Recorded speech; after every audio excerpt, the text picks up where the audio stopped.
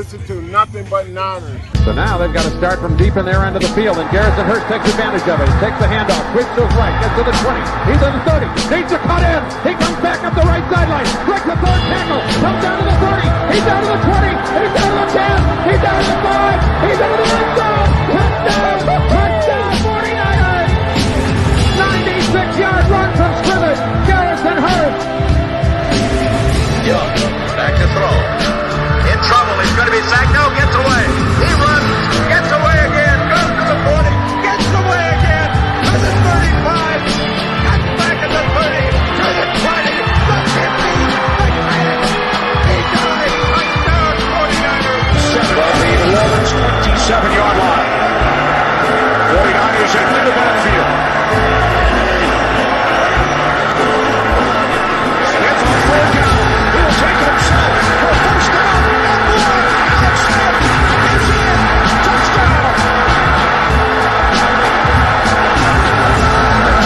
His left hip. Third down, Alex takes the snap. Alex looking down in post, and it's good! Touchdown! Touchdown 40! It is second down. Ryan takes the snap, goes to slant to the left side. It's Michael, intercepted! The 49ers pick it, and Navarro Bowman is redemption! Navarro Bowman running it all the way for a touchdown! No greater redemption! Kaepernick shoots it. Hold everybody. Colin Kaepernick. What a game. Touchdown.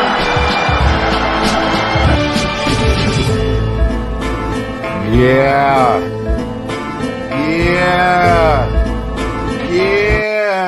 Click, click, boom. What's going on, faithfuls? The Nothing But Niners crew is back. We are here to bring you guys basically an open mic show, man. We're just going to sit back and talk some 49er stuff. We're going to go over the latest news and rumors concerning your 49ers, concerning the NFL, and people within the 49ers organization and all that stuff. But before I do, let me ask my man, homie, Tony, what's going on? How you feeling, bro? It's good, man. I'm ready to talk. There's a lot to touch on. Some things we're really not going to get in depth in because they're not officially announced by the team. But we could talk about it. We could touch on it. And, there's rumors flying already. But that's all I'm going to say as far as a certain player. But I don't know, man. We got some competition for him. That's all I'm going to say. It's going to be very, very interesting, man. Look at this, man. The rumors are heating up, guys. And we're going to break it all down. But before we do, we have to run through these notifications and I'm sorry, not notifications, but formalities. So at the bottom of the screen, you guys can see it there. Hit that like and subscribe button. Turn on your notifications, guys. All right. That way you guys know exactly when we are going live. All right. Give us a follow on Twitter and Snapchat. Those handles are Nothing But 9 ERS, nothing but the number 9 ERS. We have Facebook, Instagram, as well as Twitch, and that is Nothing But Niners, spelled all the way out. Same as the website, www.nothingbutniners.com. I'm your guy, 49ers Mike _NFL. And again, Tony is NJ Niner Fan 499 on the Twitters.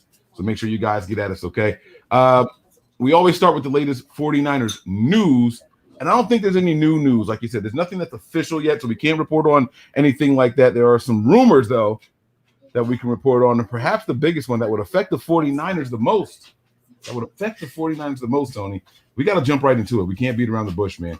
Yes. I mean, there's an elephant in the room, and his name is Deshaun Watson. All right? Big damn elephant. Yeah. Deshaun Watson here. This is from Adam Schefter. And this is like this isn't a, you know how you see the Adam Schefter and there's like a 7 next to the mark. You know what I'm saying? Or focus one, try to catch you off guard. Yeah, or it'll be like Schlefter or Schefter. This is the real deal, man. There is a growing sense from people in and around the Texans organization that Deshaun Watson has played his last snap for the team. It's early in the offseason. There's a lot of time left, but Watson's feelings cannot and should not be underestimated. Now, Adam Schefter isn't one of those guys that throw stuff out there without some research, without some significant sources and news. What's your take on this, man? Is this becoming a reality? Should we be I mean, it's becoming pretty serious, okay? And now we have to all remember one key ingredient right now, okay? That he has a no trade clause, so he's got to approve a deal. Now, the rumored teams that are like interested, of course, us is one of them. Miami had interest reported, and now an interesting scenario just popped up. He kind of said that he wanted Saleh to get an interview for the Texans head coaching job. They never reached out to Saleh. Well, Saleh is now the head coach of the New York Jets, who has 2 first-round picks the next 2 years and are currently picking number 2 overall. So I think, in my opinion, they're the favorite. But again, he's got to approve a trade because of the no trade clause. They don't even have a coach in place because from what I'm understanding, it's very hard.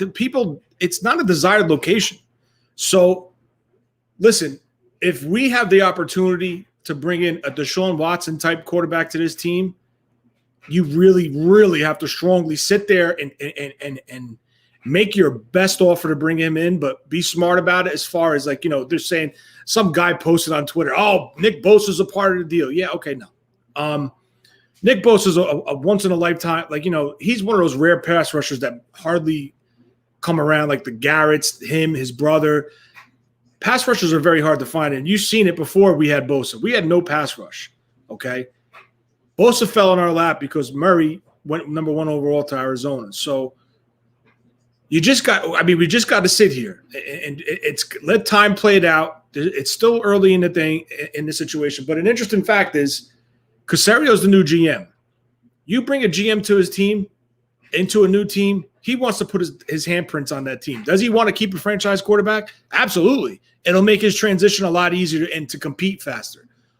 But he might want to go out and make his draft picks. And if you get a team that gives him a boatload of draft picks, potentially 3 number 1s, now he have the ability to go, okay, well, I'm going to go get my guy. That's the quarterback that I think is going to be good.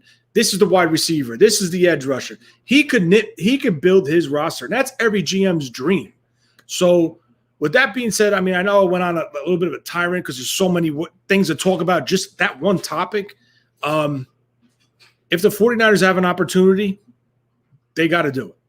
They have to do it. And if they do it, those first-round picks. You said do.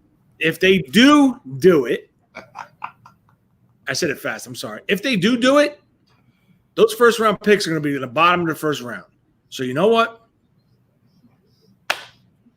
Do it. It's worth it. It's worth it, man. Cali Bill, I have this up here. He says, can you imagine it? And I've been trying to visualize what Deshaun Watson might look like in a 49ers uniform. And I just can't picture. I don't know. I just can't seem to. Oh, there it is. Oh, it's right there. There it is. It's right there. It's right there. I'd rather see the home red, though. I think he looks good, though, bro. I think it's a good fit on him, right? And, just another thing real quick before we move on. They're talking about, let's just say Wilson, the quarterback from BYU, right? If the Niners feel that that's their guy, what is it going to cost to get up to 2? From what, 15 I think we're at, or 14? What are we at, 14? 12, 14, 12, 14. All right, we'll say 14. If we're at 14, it's going to cost you at least 2 first-round picks to get to even to talk about getting to 2. So if it's going to cost you 2 first-round picks to go, I'm sorry, guys, 12 to 2 to get a quarterback in the draft that hasn't played a snap in the NFL but is talented, why wouldn't you add one more and get Watson? So there's a lot of things going back and forth here. I know some people in the chat said, yeah, 3 is a lot. It is a lot. But when you're dealing with a potential franchise quarterback that obviously we don't have, it's something you have to think of. But the contract is where you got to watch, because someone posted that. I wish I remember the guy's name. I would give him credit for putting it up there. He posted it, and it said the dead cap is a lot of money. And I don't know if the Texans could do it because allegedly they're really close to the cap as it is. So we'll see. All right, so let's talk about that, because they're saying that just much like with Carson Wentz, it's hard to move this guy. Okay, whether the team wants to move him or the player doesn't want to be there, it's hard to move him.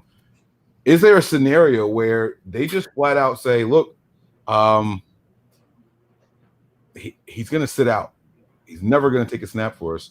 We have to move him. When a team trades a player, do the dead cap numbers travel with him? Well, I think it becomes prorated.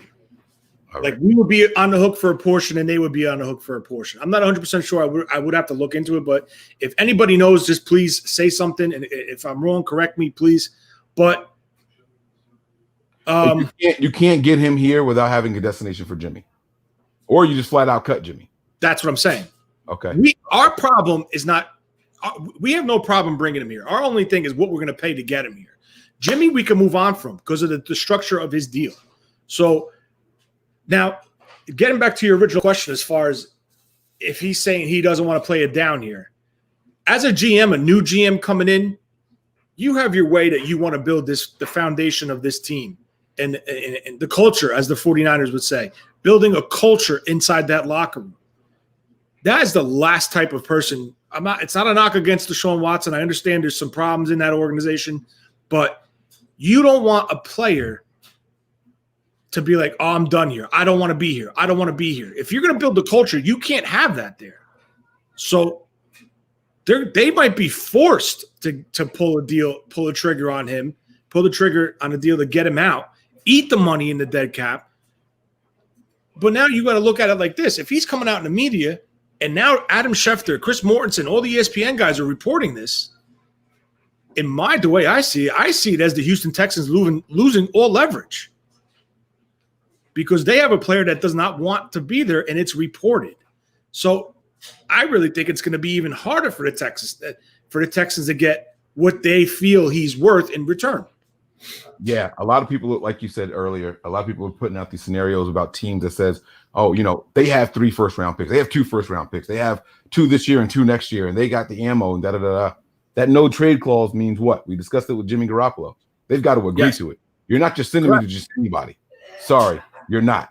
You're not going to the highest bidder. You're going to where the quarterback wants to go. Right. So let's just talk about this for a second, man. Let's say he wants to come here. The Niners say we'll give you 2 firsts, but there's a team saying he tells them, all right, I'll go to San Francisco or I'll go to let's just say the Jets. All right, because you mentioned Robert Saleh. And the Niners saying, look, we got 2 firsts here. We'll give you and Jimmy. And they say we don't want Jimmy. And the Jets are offering 3 firsts. You say, okay, all right, but you can get some immediate return from us now. So, you guys think about that. They say, I tell you what, we'll take the 2 firsts and Jimmy, but you have to throw in Kittle, and we'll give you back a 4th.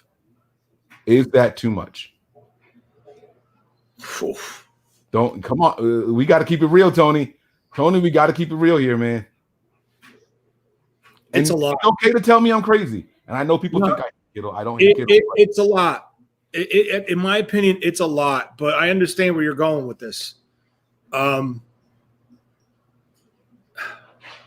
Listen, that's a decision. Really, I'm not making that decision. No. Are they saying no? That's not too much, or are they saying like no? Don't do it. I'm reading that. Yes, guys, we are guys. Yeah, too much. It's. See. Now, here's my thing about this. A lot of people are saying, no, it's too much. Now, I'm thinking big picture.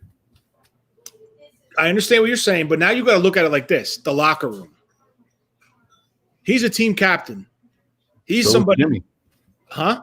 So is Jimmy. Yeah, but you're upgrading one for another. You said, yeah, but. Okay, all right. So it's a yeah, but with Jimmy, but not a yeah, but.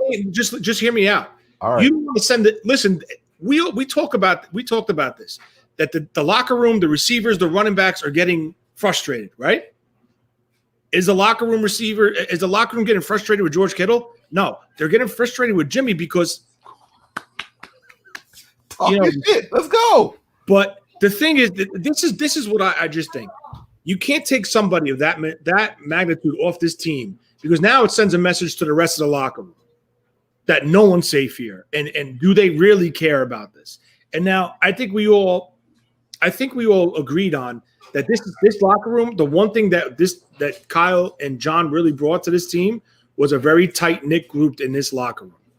And that's something I would not want to tamper with. I really would. All right. That's me.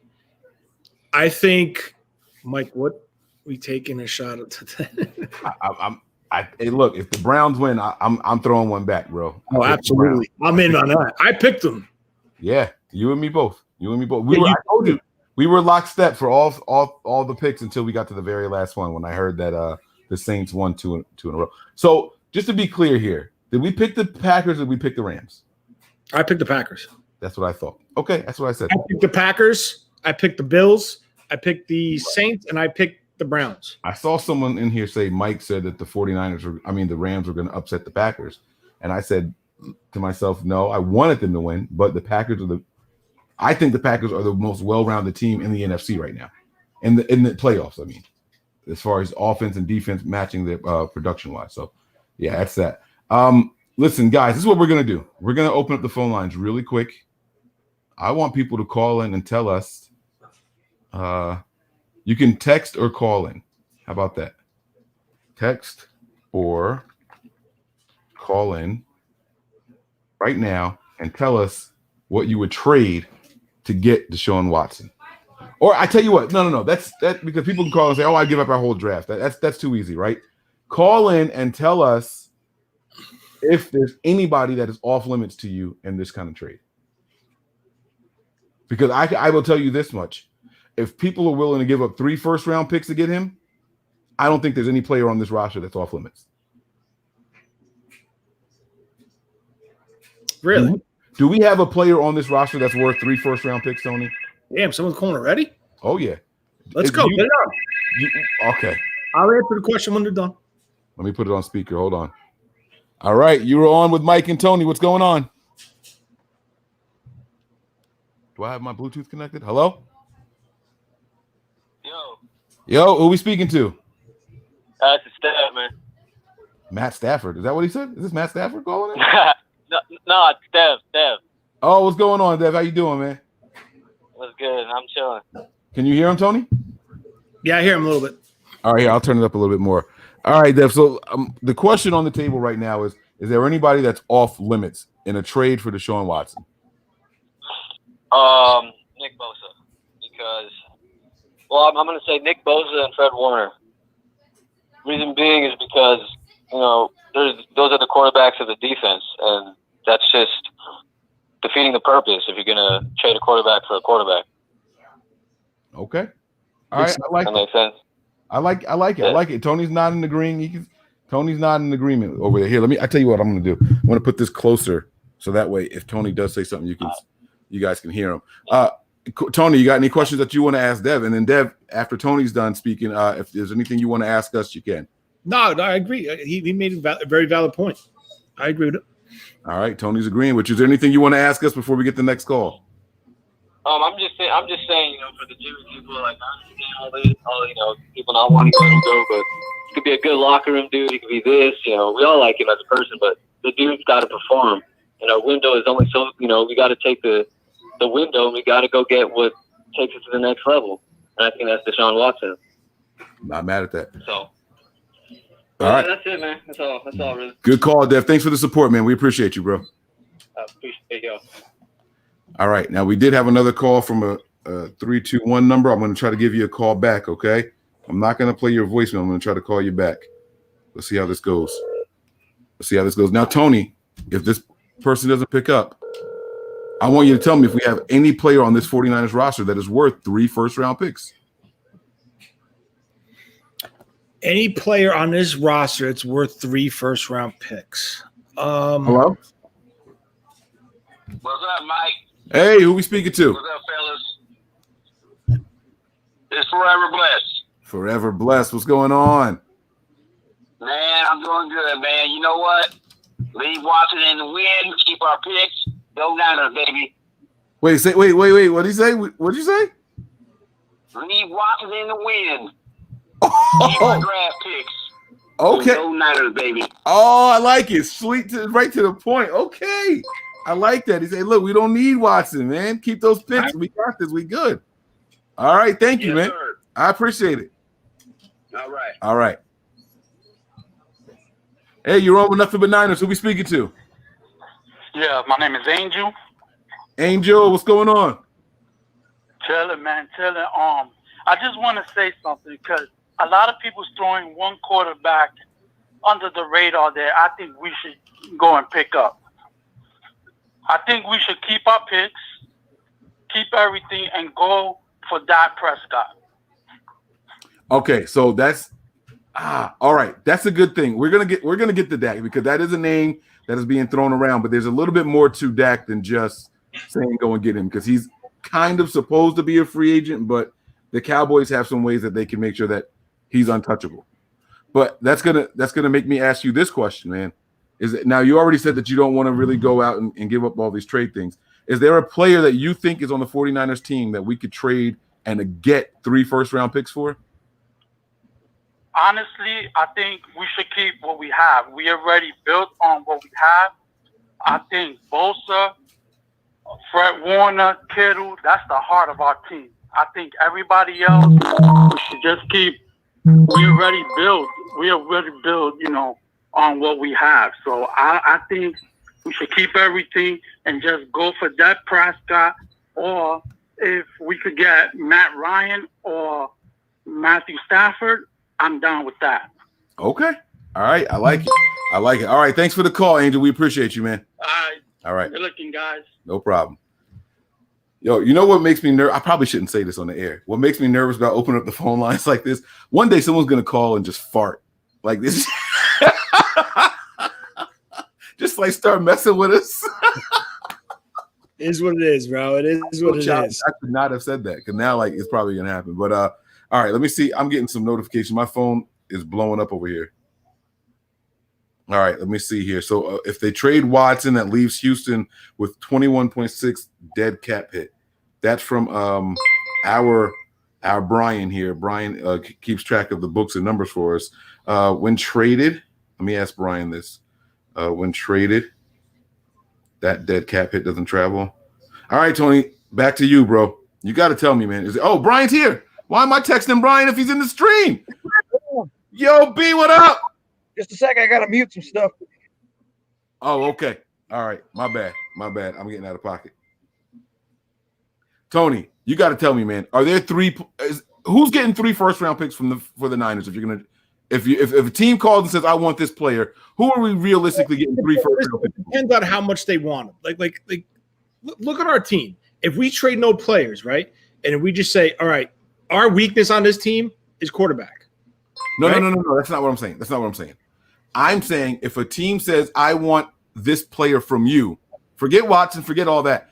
Is there a player on this roster that would warrant getting 3 first-round picks for that player? Yeah, but that's what I was about to tell you. It goes how bad the team wants them according to their roster and their weakness. If a team calls you and says, listen, we are a pass rusher away of becoming the next dynasty.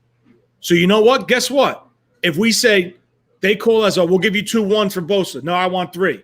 If they feel that that's the missing piece, you'll get 3 first-rounders for Bosa. It depends on the need, the supply, the need and demand of the player and where that team is in their theory of their construction of their roster. Do they feel that that one player could put them over the top for a while? They'll give you 3 first-rounders, Mike, because you know what? You got to look at something else. Minus those 3 first-rounders, that helps your salary cap. Okay.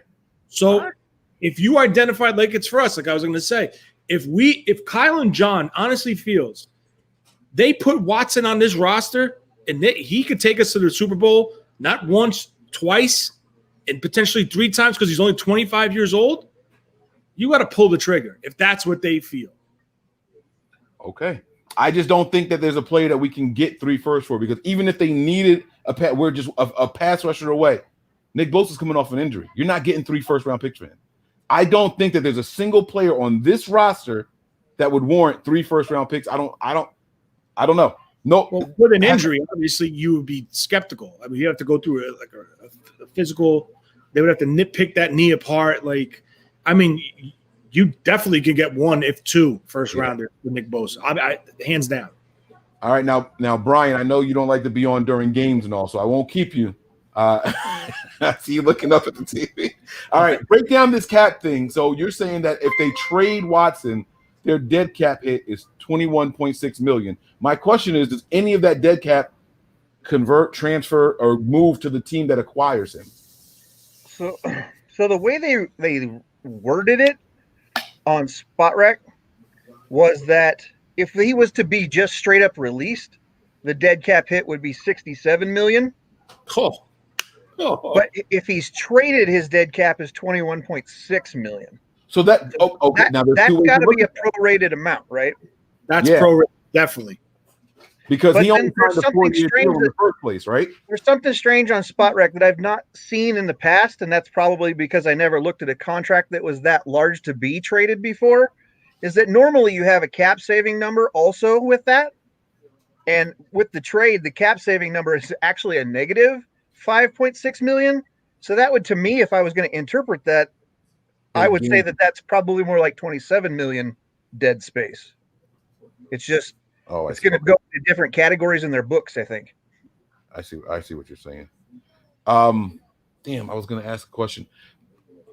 Watson's deal was only for 4 years, right? It wasn't. He's an unrestricted free agent in 2026. Yeah, so he signed a 4-year extension because right. It was just a 4-year extension. 21, 22, 23, 24. It's a 5-year extension. He's played only. No, how many years has he been in the league? Well, okay, yeah, you're right. It's a 4-year extension. It includes this year, which would be the 5th year. But they didn't take the 5th year option, so that it depends on how that money is structured, whether it's a 5th year option year or if that's a new part of the deal. Okay, all right, I see what you're saying. Okay, that's so interesting, man. Brian, I'm going to ask you the same question before you get out of here. Who's getting 3 first on this roster? Currently, I would agree with you, Mike. I don't think there's any player on our team that another team would offer 3 first-round picks for, specifically because, like you said, with Bosa, with his injury, that's going to put him in question. And I just don't think we have anyone else that's really worth that. I don't think that any other team is going to give up a premium, and sell their future for Fred Warner or Kittle, because those are the 3 big names on the team, right? Mm-hmm. As far as contracts and potential future growth. So I currently don't think that we have anyone on the team that we could get 3 first-round picks for.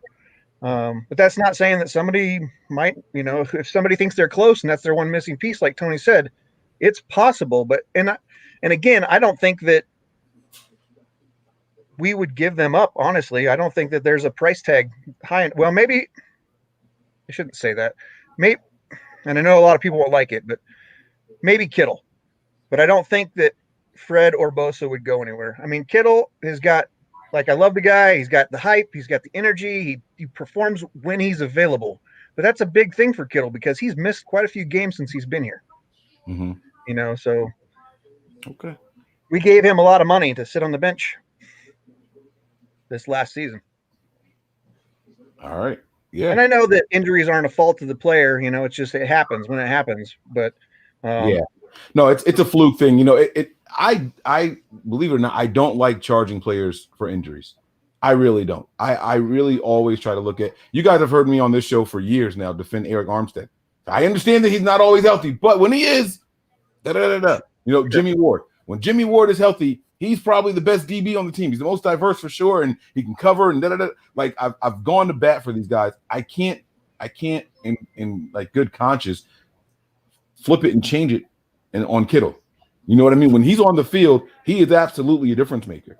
The whole offense just flows different when he's on the field. Now get a quarterback in there that can take advantage of that. Oh my God. We can see the most fluid offense ever, man. The Niners have to make a move. I did want to jump back in real quick, and I was going to send it to you in a text, but it was just too much information.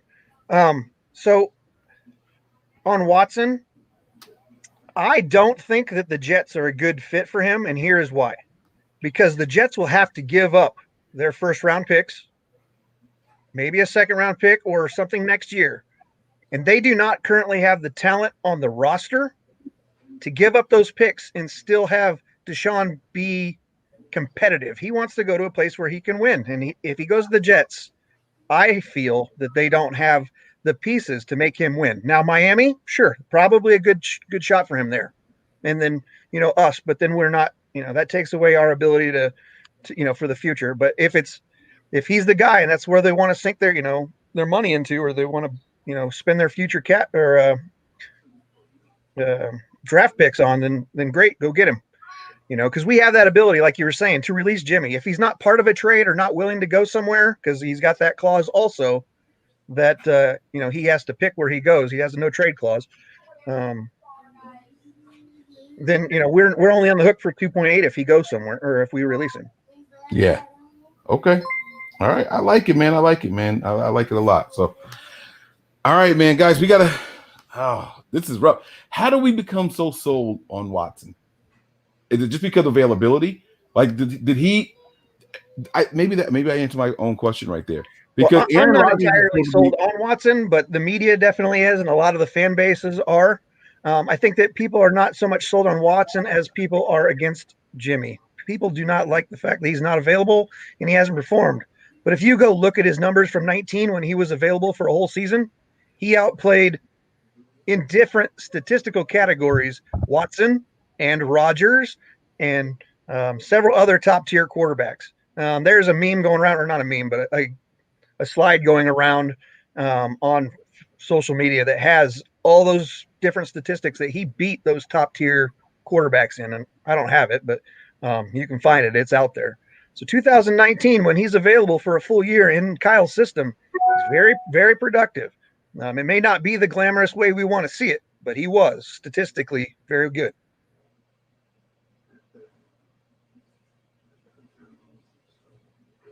I agree. My phone is going absolutely crazy. There are players tweeting the I sign, like, oh shit, like, watching what's happening right now with Schefter tweeting this news, and my phone is just absolutely blowing up. It's getting crazy out there, guys. It's getting crazy. So, is Aaron Rodgers a free agent after this year or not? I'd have to look it up. Tony, do you know that off the top of your head? I thought he was. Because why is no one talking about Aaron Rodgers? Now, I also know that they picked a quarterback in the first round, so maybe that's why people assume this was Aaron's last year in Green Bay. Maybe not necessarily that he was a. I don't know. I don't know that Green Bay has much love for Love. Yeah. I don't know, man. Tony, what are you doing over there? You like you're deep. What are you going through over there, bro? I'm reading, bro. I'm reading shit. And I'm also not entirely convinced that wasn't just a power move by the new head coach to get Rodgers a little bit more motivated. That's a hell of a power move. Like that's. Well, I mean, I don't know. I mean, I'm gonna be on mute for about 30 seconds, guys. Hold it down. Allegedly, Gutekunst made that pick without even the coach knowing. He just took him. That's what they said on one of the channels. Yes, I think it was what game? Fox. It was on Fox. So to answer your question real quick, Mike, I know you're on mute, but the Packers have a opt out in 22 for Rodgers, but his contract actually rolls through 23, making him a free agent in 24.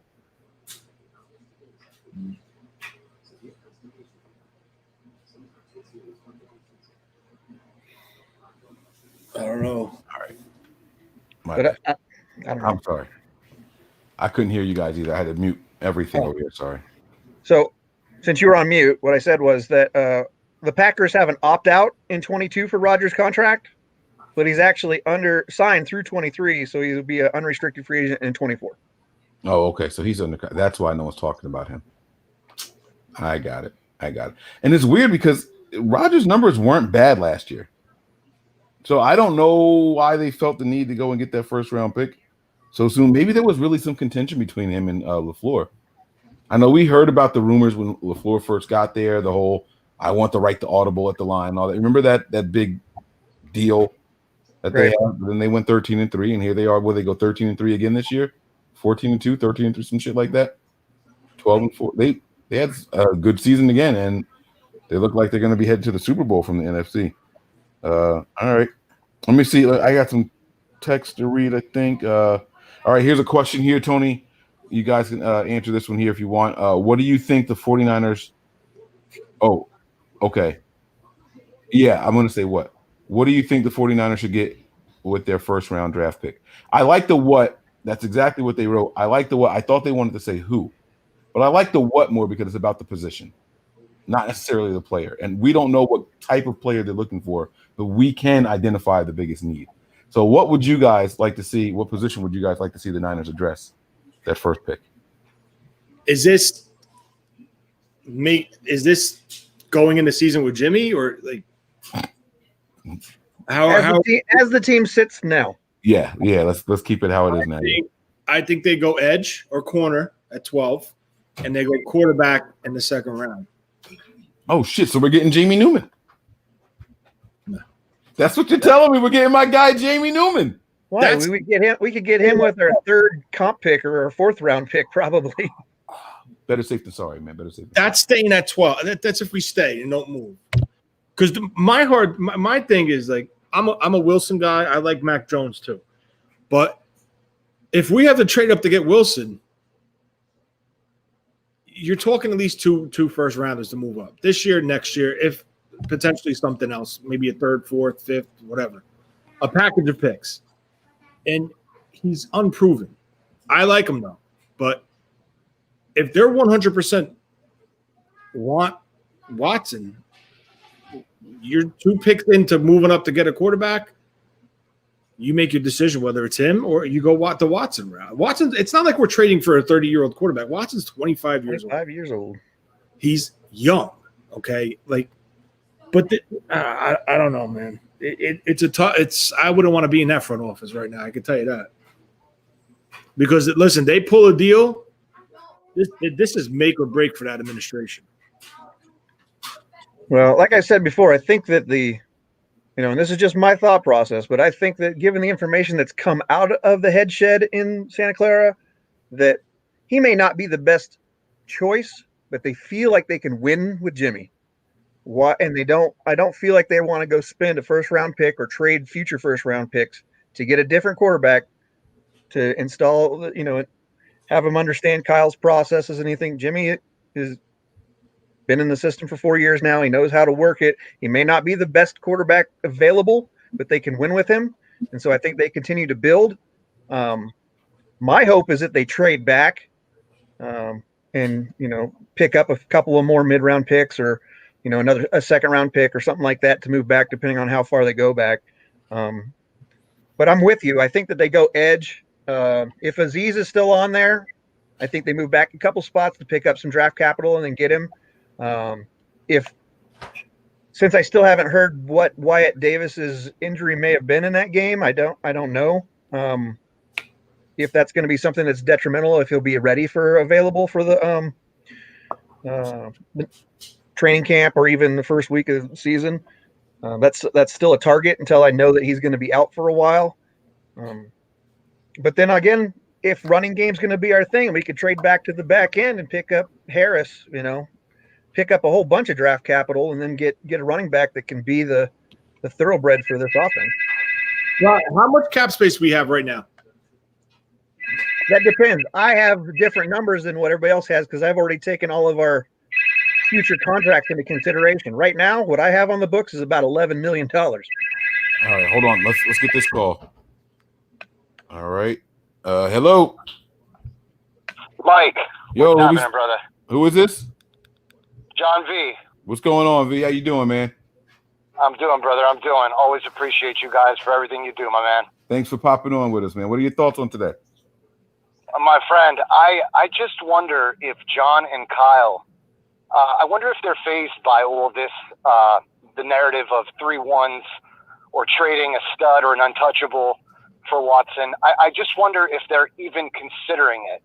Do they? I mean, I'm sure they're keeping an eye on it, but like Brian said, what if they truly believe that they can just win with what they've got, and without mortgaging the farm? I mean, we've lost so much in coaching and front office and small pieces here and there that what if too much change is just too much? That's a good thought. That's a good thought, man. That's definitely something to think about. Now, what have we really lost in coaching so far? I guess aside from Saleh and potentially losing LaFleur, depending on what Peters does, I don't know. I guess maybe that's a little too dramatic in that respect. But what if Watson? What if Watson's just too much moving forward? What if it plays plays a huge deficit in the free agents that we need to keep, the cap hit that it takes the next 3 years of his contract, divvied up between us and Houston or however it plays out. I just feel like too much might be too much. And I love it. I mean, don't get me wrong, but I also love Jimmy, and I feel like, the sample size is too small still. That's a good comment, man. We're going to talk about this right now off the air, man. Thanks for the call, John. My man, always a pleasure, brother. Take care of yourself. Take care, man. Bye-bye.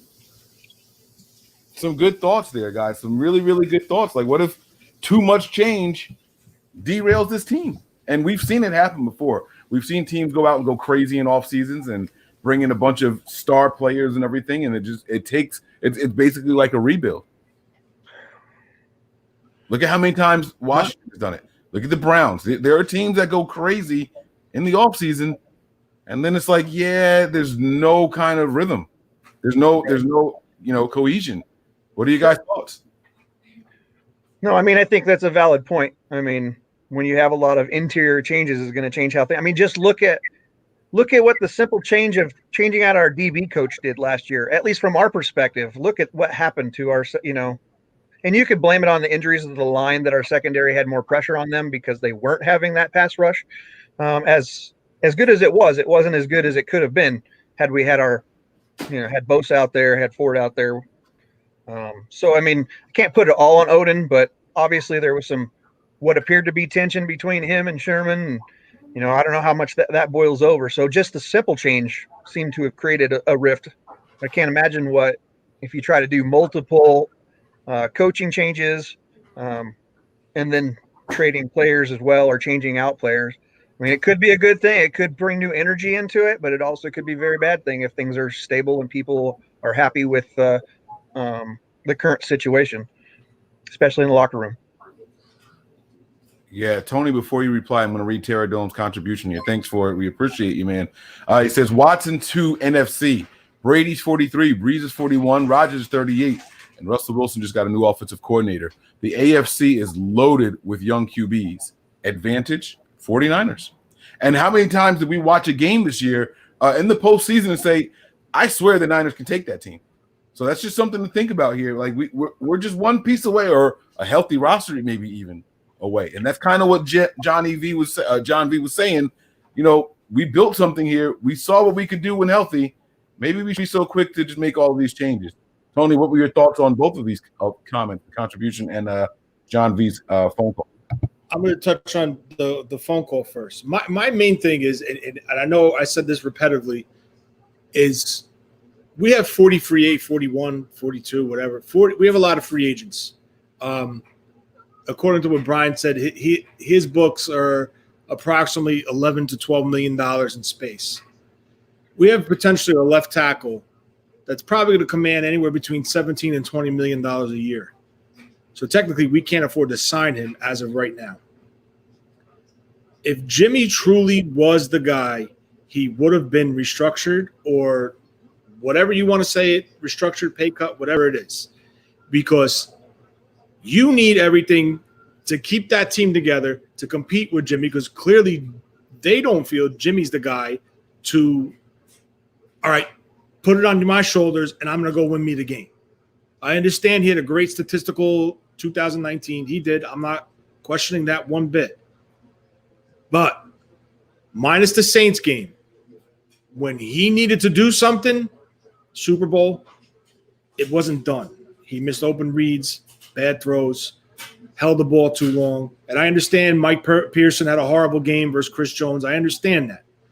But you still got to, if you want to be a franchise quarterback, you got to do what you got to do to win the game.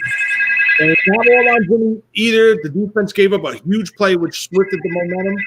That's it. The frustration level on this team on the offensive side of the ball, you could see it. We've seen it all year long, even though Jimmy wasn't there. But in week one, where he was 100% healthy, he still wasn't making those throws.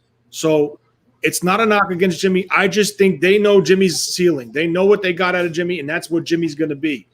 I think they honestly feel if we want to win a Super Bowl, we got to improve the quarterback position, because there's only so many things that Kyle could do to make it easy for him. But if by making it easy for him and he still can't complete it or execute it, That's where the issue is. And it stands out clear as day last year. They looked at Tom Brady. Tom Brady's age, Tom Brady's salary, it wasn't a fit. So that's just the way I feel about it. And I'm not saying Watson 100% is the quarterback that we're going for or we're going to get, but they're looking. Believe me, they're looking, because if they weren't looking, that deal would have been done already. Real quick on that, Tony, though, I think that the reason, like you could be correct. That could be the reason. But I think the true reason why they didn't restructure Jimmy's deal was because of the cap situation. And depending on how things played out, they needed to have access to money just in case. So that's why I think they didn't redo his deal. The freaking game is on already. Yes, it is. I've been yelling at the screen. All right, we got a call that came in. Let me put him on speakerphone. He's been waiting patiently. Thanks for the call. Who are we speaking with? You're on with Nothing But Niners. I am Niner Rick. First of all, I'm a big fan of you all. Sorry I don't see Nick anymore. I don't know what it's all about, but I'm a big fan of you all. Big fan. I'm going to ask a quick question and take your answer offline. Yes, if sir. we're going to go all in on getting a new quarterback, do we need to either give up draft picks to move up in the draft? Do we just sign somebody, a free agent, like say a Dak Prescott, or do we actually trade for Deshaun Watson? Because I'm like with you all. I think we've reached a ceiling with Jimmy G. I'm tired of Kyle Shanahan trying to scheme up stuff, and I think we just need to move forward because I think we've gone as far as we can with him, and other teams are now starting to see what we can do and limit Jimmy G. So even our run game is starting to suffer because of it. Okay, you said Niner Rick, right? Yes. All right, thank you for the call. We're going to answer that question right now, man. Thank you. We appreciate it. All right. So another really good question that came in here, guys. All right, let me ask, let's do it this way, right? Let me get this contribution off here. We thank you again, Tara Dome, for that contribution, right? So, let me turn my microphone back down. I probably got really loud, right? My volume went up a lot. No, I'm going to turn it back down. I'm trying to turn it up when the calls come in and then back down when I start speaking. So sorry for the, the fluctuating tones here. I really am mad that I missed the beginning of this game. Is this the first drive? Yes. Okay. So let me ask you guys this question. Who was a better quarterback? Deshaun Watson or Dak Prescott? Let's start there. Oh, no, let's not waste time with that. Who's a better quarterback for this system? Dak Prescott or Deshaun Watson? Oof, that's tough. And there is a difference between those two questions. That's why And I can't answer that because I don't spend enough time watching either of those two guys. Okay. I respect that honest answer. Tony, what you got on that, man? It's tough to answer because I'm gonna tell you why. Number one, Deshaun Watson had no weapons this year whatsoever. Number two, Dak has 3 very good wide receivers, a running game, and the majority of this season, a phenomenal offensive line. So statistically, I know Dak I don't even know what Dak's stats is, but he had a very good season before getting hurt. And still, Watson still had a productive season with a bunch of no names. So, I mean, I don't know, man. Jesus God. I don't know. I think, all right. Well, I think Watson is the better quarterback for this team as far as fit goes. But I think Dak is a little bit more cerebral than Watson is. That's my personal opinion. And that's why I asked you guys what your opinion was. But the reason I was asking that is because if you're going to do this thing, you're going to get one of these two guys, right? One you can get in free agency, but he's also coming off an injury.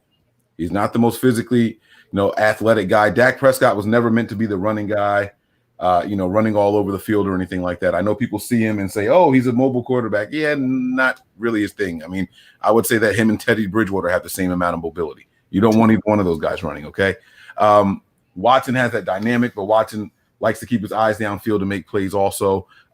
Watson is kind of, I think, what people wanted Cam Newton to become. So that's what I think when I see Watson. So I I think that what the hell was that? Next to point at him for real? I hate Holy shit! that fucking stupid option. Look at that! Look at that extra point attempt. How did that happen? He threw the ball right where Mahomes threw it after the touchdown. That's crazy. All right, so the reason I'm asking all these questions is: do you go out and get a guy? And I'm saying for free. I'm doing air quotes when I say free, but that won't cost you any draft capital in free agency if he's available and coming off of major injury, or do you trade for the guy that you know is more physically gifted, maybe a better fit for your offense, and you have to give up something to get him? Do you want the free, watered down version, or do you want to just go ahead and pay for it and go get the thing that you want? Can't Dallas franchise Watson? Yes, that's why I said if he's available. Yes, they can. And remember, that's what I was saying. That we'll come back to it. Yeah, they have a lot of options. They can tender him. They can franchise tag him. There's so much that they can do, where you would still have to end up giving up something to get him from them. I don't know, man. Well, my answer is this: I say you give up the picks and get the guy you want. And I'm talking about Watson, and I'm going to say that because 2015, I got a new truck. It's a GMC Acadia, right? Decked out. Oh, I love this truck. And all the bells and whistles and everything in it. The one thing it didn't have was all-wheel drive. And I was pissed. And I was really pissed. So 2018, I turned that one in. I get a 2018 GMC Acadia. I made sure the guy says, what do you want? And here I am. The guy helped me out just, 2.5, 3 years ago. He should know. I want the same thing. I got a big family, but I want all-wheel drive this time. He gives me a 2018 all-wheel drive. I don't have any of the bells and whistles. I didn't have the nice big moonroof or sunroof, or I don't know the difference between them. But I didn't have the you know what I'm saying? I didn't have all the bells and whistles, the heated seats, the key starter and all that. You know what I mean? Like I didn't have all the stuff that made the other car special. And now I'm doing my research, and I found this truck that I like way more than all of them. And I might have to pay some more for that truck. It's not going to be as cheap as the Acadia, but that truck, I feel like I deserve it. I work hard. I have, put my family in a good position. And even though it's going to cost me more, I know that I won't be settling and I'll be happy with it. I think that's how the Niners have to address this situation. It might cost more. It might make you have to give up one thing on one side of the field or on the same side of the field in order to get that. But if it's what's going to make you happy and what's going to make you enjoy the ride better, I think you got to go ahead and pay it. You got to go for it and get what you feel like you need and want. Here's the missing piece I think a lot of people aren't thinking about with Watson, though. Watson feels like he's been slighted, right? Mm-hmm. Watson holds all of the power. He has a no-trade clause, so he gets to choose where he goes. And if he doesn't want to hook up the Houston Texans with extra picks, if the Dolphins, so they're like, we'll give you 3 first-round picks, and the 49ers are like, well, we'll give you 1 this year, 1 next year, and we'll send you a player or give you a second next year or something like that. If he could take the worst package and just go where he wants to go, because the only other, if he's willing to sit out a year, he has the ultimate power. He can go where he wants to go for the deal he wants to do. So if he wanted to screw over the Texans, if you will, because he feels slighted, he can. Yeah, he absolutely can. Yeah, 100% sure. And that's something that we have to keep in mind. These no trade clauses all have that little asterisk in there. It's no trade without agreement. And these guys have the rights to do that. And players have done it. We think about Navarro Bowman. We had a trade in place for him, and the Niners didn't trade him there because Bo said he didn't want to go there. Remember? And so they ended up just letting him go. We've seen it happen before, I want to read this comment here that we got through text. This was one from a while ago, so I apologize, but I told you we were going to get to it, Tank. He says, no one is off limits. Our best player is Nick Bosa. He's injured. He's injured prone, but when he plays, he's great. Great but injured prone is the identity of the 49ers. Trade Nick Bosa and some first-round picks for Deshaun Watson. We never had a great QB since maybe Jeff Garcia. We need to make risky moves. The greater the risk, the greater the reward. We need to change our identity and stop being injury prone also. Availability is the best ability. Thoughts on that? Our guy Tank.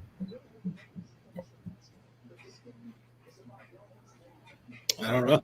I don't know what to say. I mean, Bosa. I mean, we also. It's not like it's something lingering. He legit tore his ACL on that carpet at MetLife Stadium. His foot got caught. You want to trade Bosa? I mean, that's you. Now, our defense did pretty solid this year. Nowhere at the level of Bosa and Ford, but we did have a decent defense this year. But Bosa's like one of those once-in-a-lifetime pass rushers that you just don't – listen, the 49ers made a huge mistake years ago when they traded Charles Haley because he pissed on, I think, George Seifert desk or something. I don't know. But you don't get rid of pass rushers. They're very hard to find. They're very hard to come by. And, you know, I mean, I understand your point. You want to go in on Watson, but I don't know. I just personally, I wouldn't get rid of Bosa. I wouldn't either. And I think something that a lot of people aren't looking at that's a possibility, and not that I want him because he's also injury prone, but I think J.J. Watt could end up being a cap casualty this year. Tony, if we trade for Watson, will it include K and Y? KY jelly. You think that's what he meant by that? Yes. Nah, Sean didn't mean that. No way.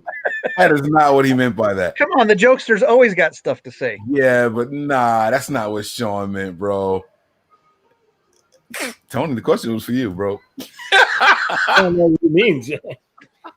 I don't know. Does it include? I don't know. I don't know.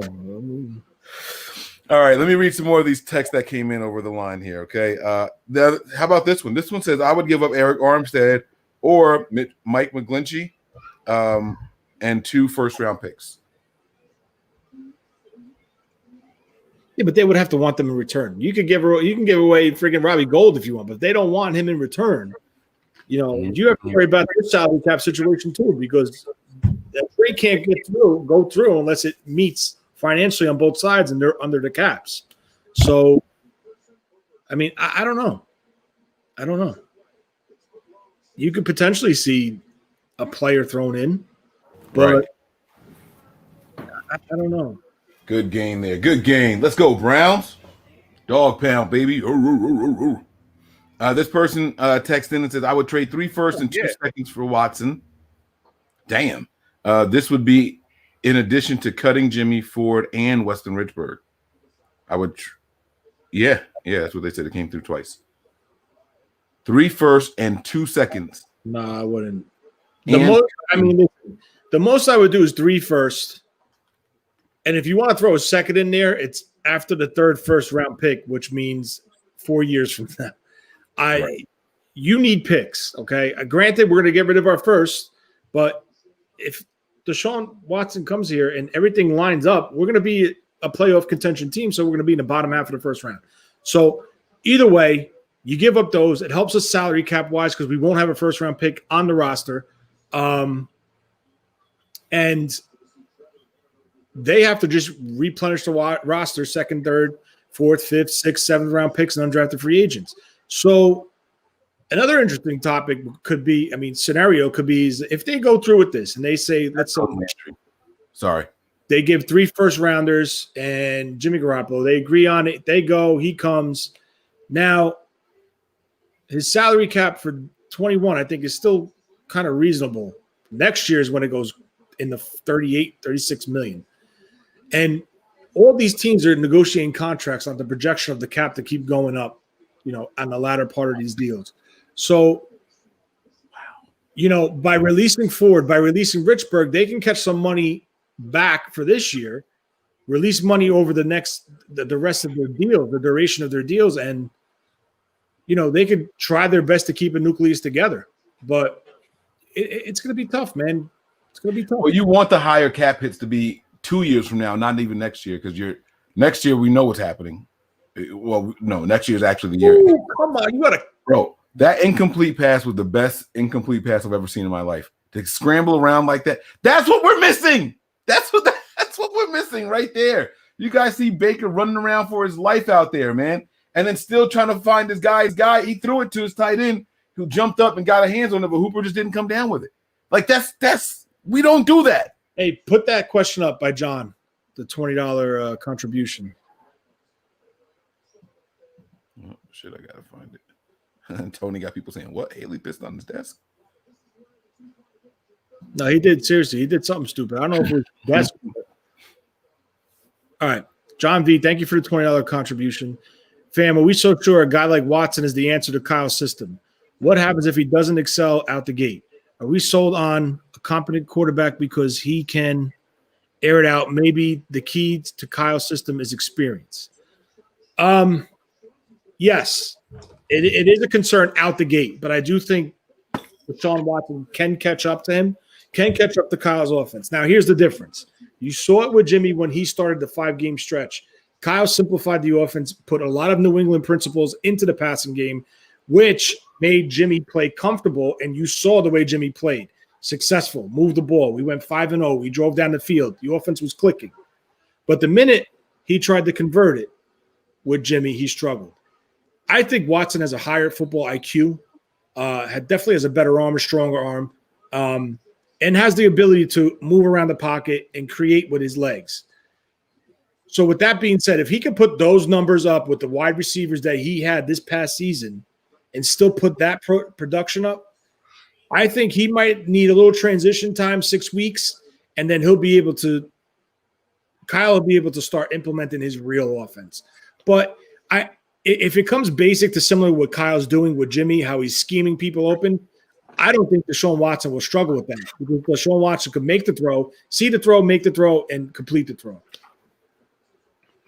Yeah. I agree with Tony. You know, you summed it up pretty well, man. Kyle, we've seen Kyle dumb down his offense and have it be successful.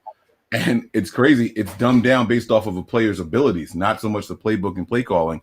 And with a player like Watson having so much physical ability, I am very interested to even see what the dumbed down version of that would be. You know what I mean? I wish I could move the contributions to different places. Like I would like to drag this because I want to get Brian's response to this comment, but I also want to see Brian when he. It's all right. I got it. There we go, B. All right. What are your thoughts on this on the question here? Are we sure a guy like Watson is the answer to Kyle's system? What if he doesn't excel out of the gate? By the way, I don't want to make anyone think I'm calling him dumb or anything like that, but I did say that I think Prescott is more of the cerebral guy and Watson's more of the physically gifted guy. So I understand where a question like this comes from. What is Landry doing? Okay. So are we sold on a competent QB because he can air it out? Like, is that what we're assuming? What are your thoughts on that, man? Well, I'm not sold on any of the other team's quarterbacks. I'm not sold on our quarterback, but I feel like the team feels like they can win there. So, but the question's not about that. The question's whether or not, Watson's the guy. I can't answer that because we haven't seen him in this environment or in this scheme. I think that he would prosper, but I can't say that he's going to be able to do any better than Jimmy can. I mean, he has a better arm, yeah. Can he scramble? Sure, but I don't know if it takes time for you to pick up that process within the scheme. I think that anybody, if we move on to a different quarterback, you can count 2021 as a down season. We may still come out 8-8, not but I just get the hell no way. I think you have to have experience in this system, and I don't think anybody's going to be able to just come in here and rock. Let me rephrase that. I don't think anybody's going to come in here and do what the fans want them to do. Does that make sense? I think the fans have higher expectations of what Kyle's system should be able to do. But if you don't have experience in the system, it's a detriment. That's fair. You know what I'm saying? Now, what if I throw this to you? What if I throw this to you? 2 first rounds for Aaron Rodgers next year. Kyle's system. This will be his third year. I mean, it's similar to LaFleur, so I mean he'll have a leg up. I mean, obviously he'd have to learn new verbiage and stuff like that, but I think that he would be able to do that. But I don't know that I want to give up 2 first-round picks for a 30-plus-year-old quarterback. All right. 38, I heard. Is Aaron Rodgers really 38 years old? I don't know how old he is, but I know he's mid-30s or older. Let me see. I can't believe he's that old because he was drafted with with Alex Smith, right? Yeah, same draft. What was that? 01? 5. Oh shit. He is he is 37. Was it 2004? Damn, he's old like me. Woo. He's born in 83. It's my year. Damn, you old fart. Do I want to be back there playing quarterback for the 49ers? I don't know if I could do it, guys. Oh my God, 2005 draft. Okay. All right. Oh, and they're just going to let that shit. Oh, sorry. How you threw him out of bounds? Is that what you're talking about? Yep. Yeah, I can already. They're getting a pass all day so far. I've seen holding. I've seen all kinds of crap. They're getting a pass. You can see what it's going to be already. You can already tell the kind of game it's going to be. They are hands up. Get the fuck out of here. They're letting the Chiefs do whatever they want right now, man. He slams the guy to the ground in the white sideline, but does this and everything's okay. Oh, okay. Yep. Well, he threw his hands up, so it's all right. Good drive, except for Landry. Landry pissed me off on that play. I wish Hooper made a play for his quarterback on that scramble. Landry, there were two. Why did Landry stop running his route? Why that? You know what I'm talking about when it was the incomplete pass, Baker's second attempt. Why did he stop running his route? And it hit him. It still hit his hand, right in the palm. Right. But he slowed down. He pulled up on the route. Yo, so guys, listen to this. We're gonna get out of here because we're gonna get into this game. I almost got attacked by a raccoon last night. Let me tell you why this is funny. What?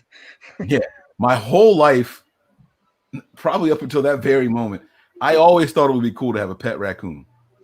I wanted a pet raccoon. I wanted to name him Bandit because they got the little, right? It just seemed like the perfect thing. I wanted a pet raccoon, foldable thumbs. I teach him to play PlayStation. We could be best friends. I can't do that with my dog. Right? So I'm I've always wanted a pet raccoon. They're cool. I don't even have to go out and buy food. Just give them the trash can. This is the perfect pet for me, right? PlayStation trash. Let's do this. So last night I get to my buddy's house and we smoke inside. He's got a 2-car garage and he's got the little man cave set, TVs and everything in there. So he's got his heaters and everything. So I didn't want to open the door because as I pulled up, the other guy that we smoke with pulled up. So I'm outside of the car waiting for the other guy to get out of his car. And this freaking Rottweiler runs up to me in the dark. There's no lights out there in the yard. Okay, this Rottweiler runs up to me and I'm like, oh, sit down. And I realized it's a freaking raccoon. This thing was huge. First of all, they're way bigger than I thought they were. They're not tiny little foxes. These are fat, He comes up to me. I wish I could show you guys a distance here. From this hand to here. It's about how close we were to each other.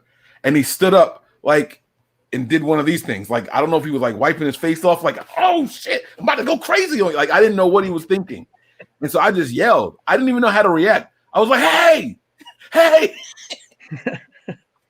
didn't know what to do. And then I'm thinking, oh shit, he came up to me. Is he rabid? Is he looking for food? I don't have anything. So I stomp. The guy gets out of his car. When the guy gets out of his car, it turns his head and it tries to run under my buddy's truck, but it was too big. So he came back out and came up to me. Then he just stood on all fours and did this thing and then he ran off in the woods. But I was this close to getting rabies last night, guys. This close to getting rabies last night. Almost got me. Oh, we got another contribution here. I think this one is for Tony. I think it said Tony's name in. Here we go.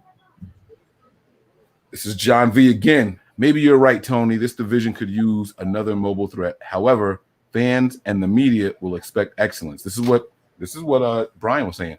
Fans and media will expect excellence and results immediately, and that worries me. Mentality matters in this system. It's exactly what Brian was saying, man. I think everybody kind of touched on this, But Deshaun Watson's not just some remedial. He's no mental midget. He's an intelligent guy also. Let's make no mistakes about that. Deshaun Watson is not I'm trying to think of someone who just didn't care to pick up the plate. Oh, the big dude, Jamarcus Russell. Like, he's not Jamarcus Russell. You know what I'm saying? Like, this guy, like, you remember how the Raiders found out that he really wasn't studying the playbook? No. They gave him the blank CD and said, here you go study. And he came back and was like, all right, I went over everything. I'm ready to play. Like, that happened. He just flat out wasn't even trying to get his nose in the books. You know what I'm saying? Like, that's not Deshaun Watson. So he's not that guy. But I like it. It is a legit concern, guys. It is a legit concern. And it's such a major position. It's a very big position. This isn't something that you can afford to just make him. Oh my God. Oh, he's still running. Yeah, I don't want anybody to get what I said earlier twisted. It's not that I don't think that Watson has a higher ceiling than Jimmy. I just think that if we pick him up, it's going to be a down year due to the being in the system. I'm not saying that we can't get better. I'm just saying your expectations for 2021 have to be leveled a little bit. You know, if we get Jimmy back and he has another 2019 season, we're winning a ring. No, we're not. We have to be better than 2019.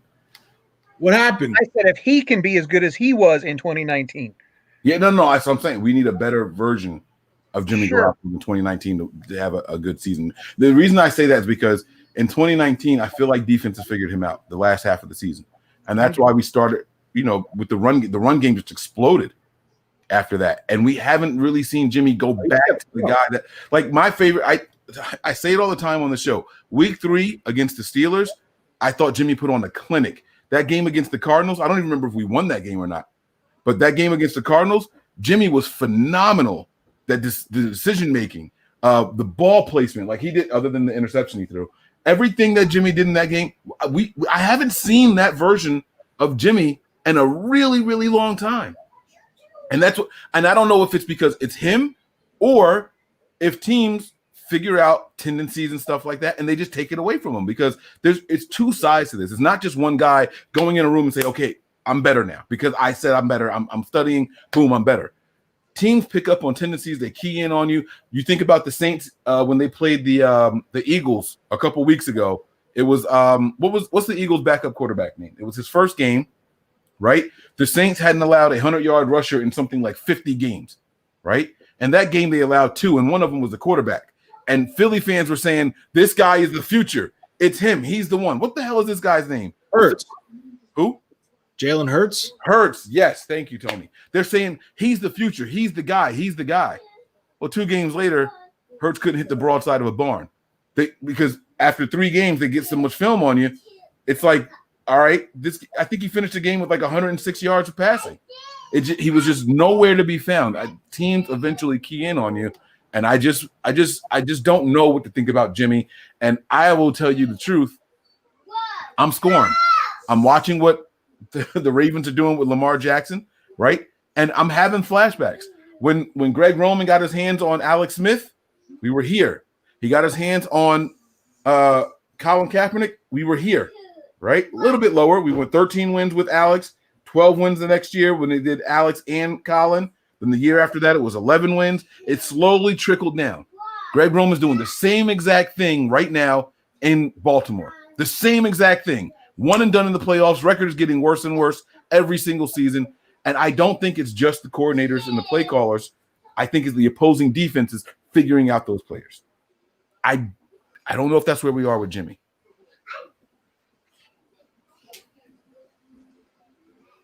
That's all. That's it. That's it, man. That's it. All right, man. Let me look through these tweets. I mean, these text messages. I got a video. Okay, I got to go on mute.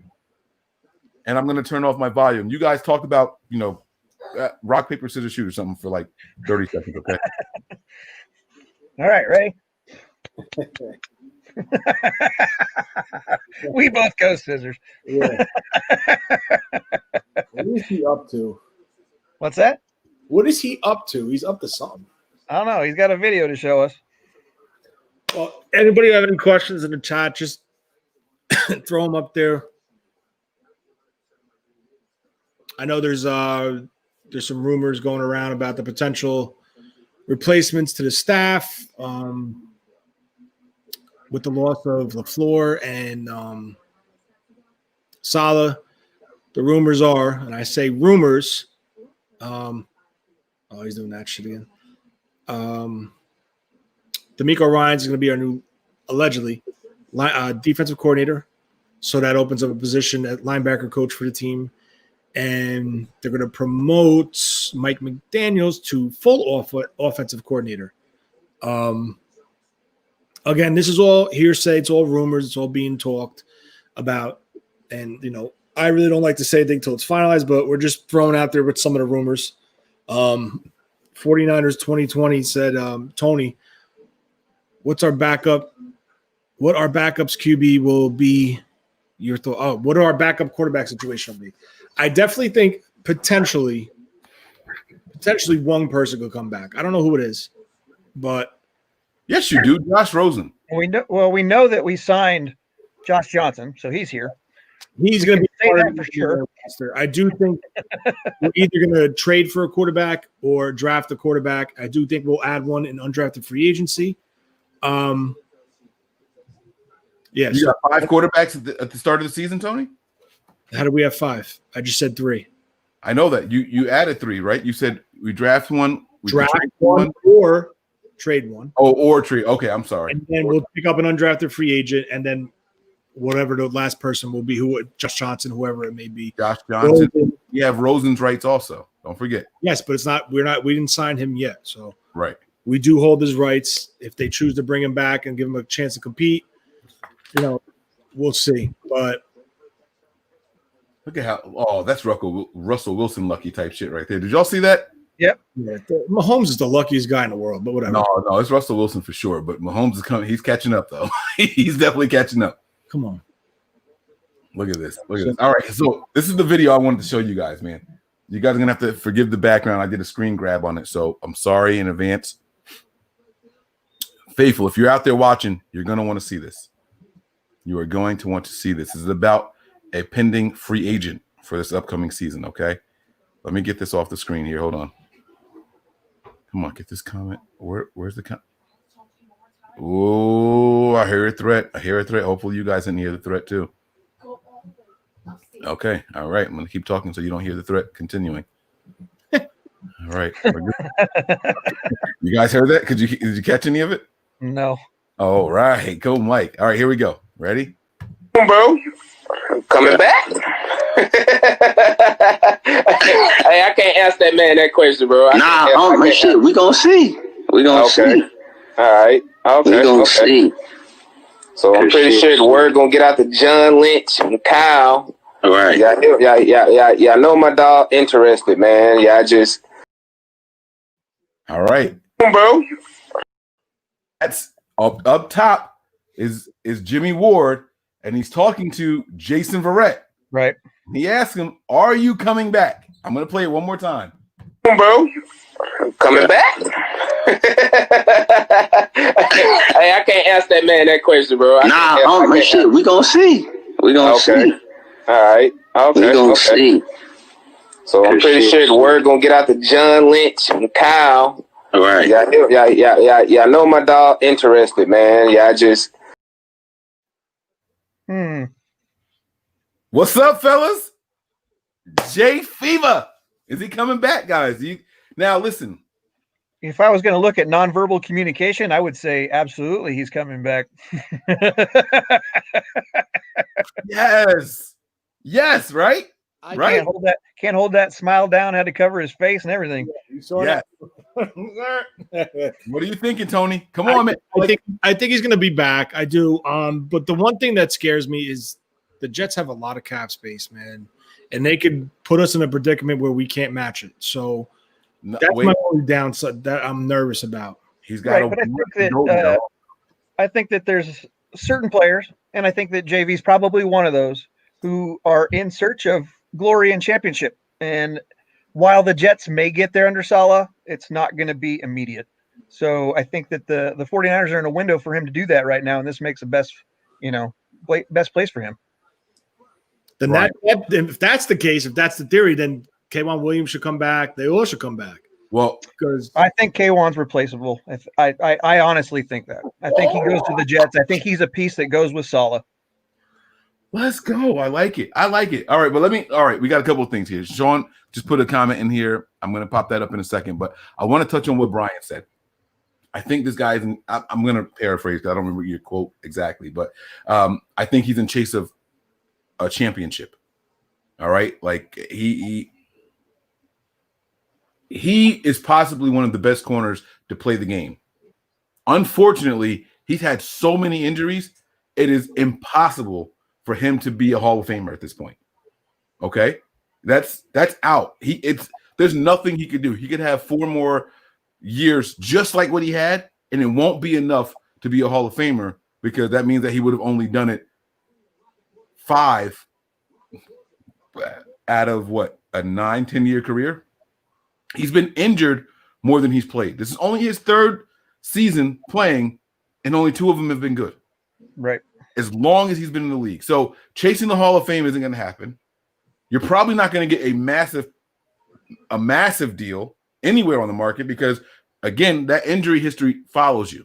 When you have been injured more consecutive years than games played in consecutive years, you're not getting that big contract. So what are you playing for? What's your motivation right now? Pride, income, and then the big picture. I want to be a champion. I want to be the best. I want to win the chip. These guys are competitors. I want to compete and I want to win games. He has a better shot at doing that here than he does on almost any other team in the NFL. And another reason I think he comes back, we got to keep this in mind. He spent those 4, 5, 6 years injured where? In San Diego. I'm not talking about the team, I'm talking about location. Right. He don't want to move all the way to the East Coast. He don't want to go all the way out here to Jersey, Tony. Nobody wants to come to Jersey. The taxes are just as bad. The air is less pure, and everybody lives this much closer together. It's just how we get down out here. You got people cutting you off on the turnpike. We're giving you the finger because you can't drive. Out of our face and out of our space. That's the attitude we have out here. And that guy from that video smiles way too much to move out here to Jersey. He don't want it. So I think he wants to stay in California. I think the Niners are the front runners in bringing Jason Verrett back. Tony, do you agree, disagree? What do you think? I agree. I'm just worried though, about the money end of it. I do think he winds up back here though. You can bring him back for $7 million a year. It wouldn't surprise me if the Jets throw a big number at him. Right. But I think he's the kind of guy that would turn down a larger contract in order to win get a championship ring. I think he just strikes me as that kind of guy. I don't know him, but he just strikes me as that kind of a person. But here's the thing that worries me is due to his injury history, what kind of structure of the deal will it be? Where the Jets could come out and say, we'll give you $7 million fully guaranteed in year 1. That's what I was going to say. Come out and say, all right, we'll give you 3.5 with the potential to get to $7 million if you start X amount of games, if you make this, if you do that. So then that's where the question is. Oh, that's a bad spot. Are you kidding me? He turned and lunged. So I hear what you're saying. And what I was going to tell you was I think the Jets offer more money with less guarantee, and the Niners just flat out offer more guaranteed money. That's what I was going to say. That's how that's how you keep them here. The Jets, we can't get into a bidding war with any teams this offseason. And so it's about structure and all that stuff. But But you can give him. Oh, they did give him the first. Okay, good. You can even give him an injury guarantee that comes off the books different. Brian, you're the guy that keeps track of all that stuff. But isn't the injury guarantee a different number than the salary? It all depends on how that contract's worded, Mike. I mean, I can't speak to it. It's not a blanket sort of deal, Right. But I was going to say that I think given how this last year went, future contracts with the San Francisco 49ers are going to be even more heavily laced with incentive-laden, bonuses for reaching certain, levels or gameplay or whatever. And I think that the roster bonuses will be on the rise because if you're not available, then why should we be paying you? But so I think that you'll see more of that in the new contracts. I mean, obviously we won't see it, but those people that track those numbers will see it more so. What a throw. And, I think that, I know that players want their guaranteed money, but, it's a business. And at the end of the day, the business has to make sense to the employer, not the employee, That's why they structure all their deals the way they do. That's right. their deal. I think that it's going to get even a little bit more.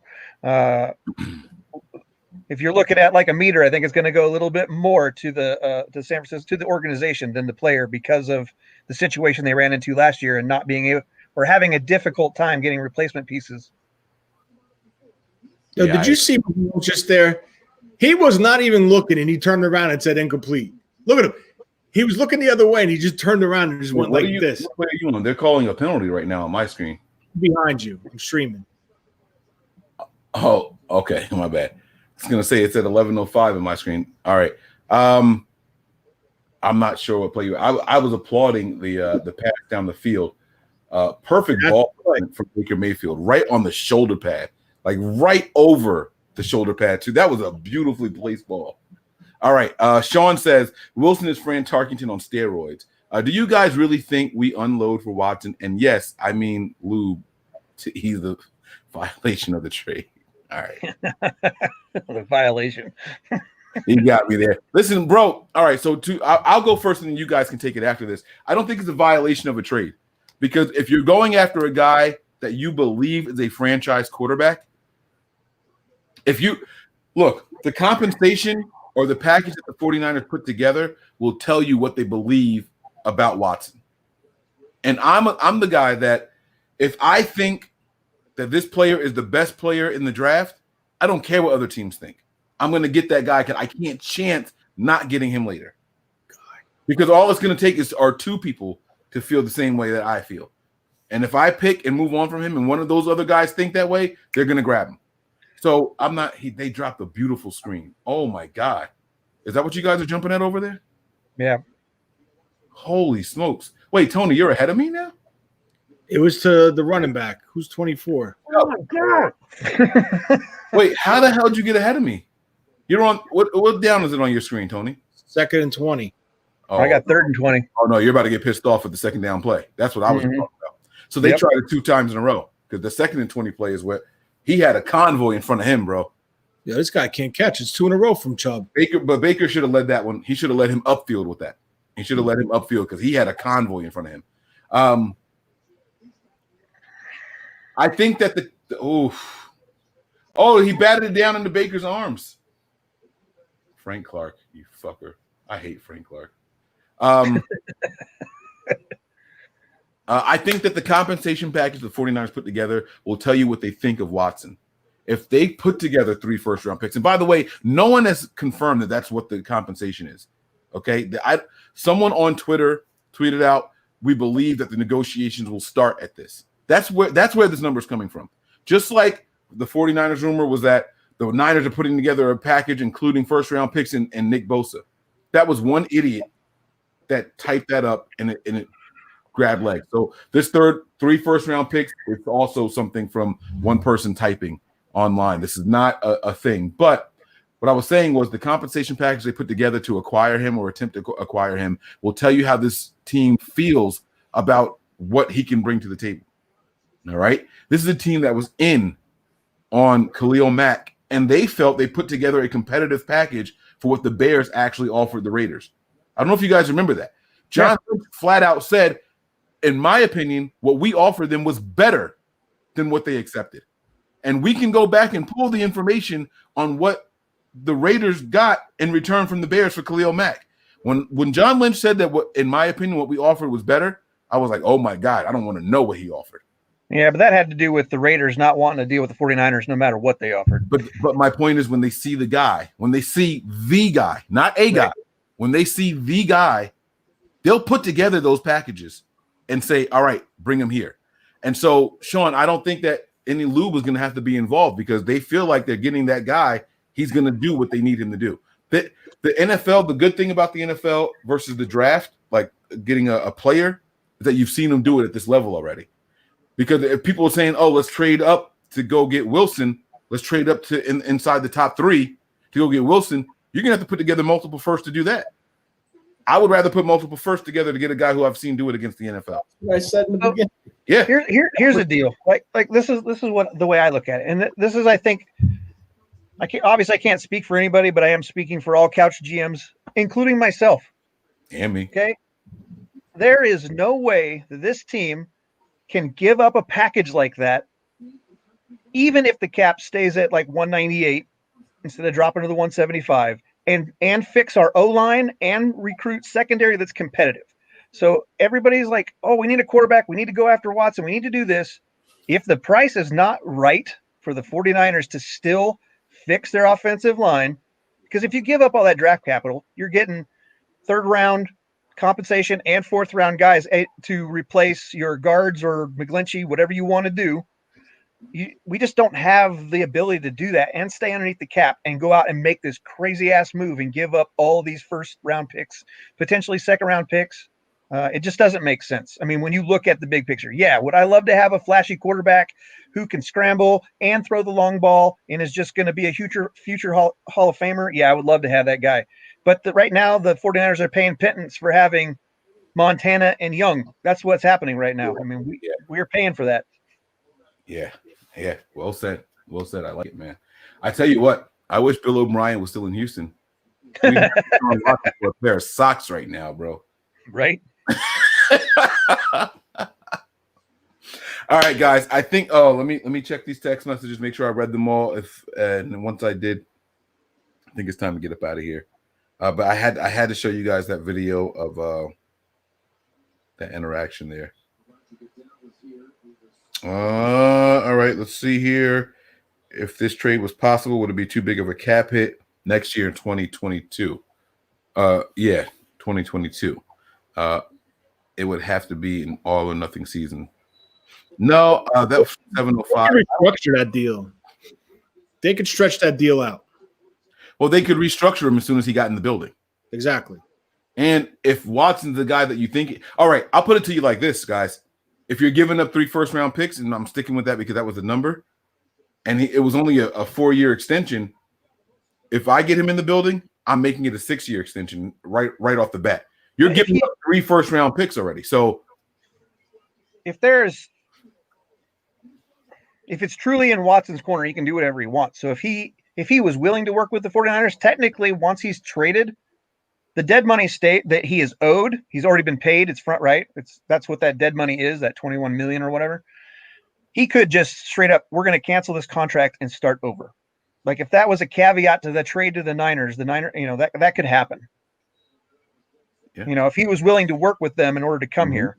But like I said, it's going to be the team will be really hard pressed to give up that much capital with the amount of holes that we're going to have in specific areas. Like right now, I mean, we have a couple of guys under contract for cornerbacks, and for our secondary, and we have a couple of guys on the roster who could fill those slots. But if you don't believe in that, then we're just hurting ourselves by not, rebuilding that secondary. We're hurting ourselves by not being able to rebuild the O-line. Everybody bitched and complained about pass pro from McGlinchey. Well, if you want a better right tackle, you're going to have to pay for that. Mm-hmm. Yep, I agree. So, I mean, there's almost too many moving pieces to be able to even really discuss it in a, educated manner. Yeah. Browns got a lot of it's speculation. They have to get a stop on this drive, and Bieniemy is calling all quick passes, man. Nothing long developing. This is from Steve D. I think I read this one already. Forget Watson, keep Jimmy, and just add pieces that will make the team stronger. But he also asked, what are your thoughts on promoting Lynch to president of football ops and promoting Peters to GM? Sorry, Steve. That's Buddy Boy 88. Buddy _boy _88. I think we've discussed this on here a couple of times already. And in order to keep Peters, Tony, we're going to get out of here soon. In order to keep Peters, we were saying that's what we should do. It doesn't look like Peters is going anywhere. He had one interview this offseason, and where he interviewed, they already filled the position. So I don't think Peters is going anywhere. I don't think it's necessary to make that move right now. And if you can keep him where he is at the moment, I say do it. So that's my opinion. Do you guys disagree or have a differing opinion? Nope. I'm with you 100%. Right. Let me just check. I got 2 more here. Oh, nope. Never mind. All right, guys. It's going to do it, man. Any final thoughts, guys? Let's start with Brian, then we'll go to Tony, and then we'll get up out of here. No? No, the best thing about yesterday's games was I didn't have to watch Bill Vinovich referee anything, and the worst part was I had to listen to Chris Collinsworth talk about anything. Yeah. Would you? Never mind. I can't say what I was going to say. All right, Tony, what do you think? Final thoughts, bro. I don't know.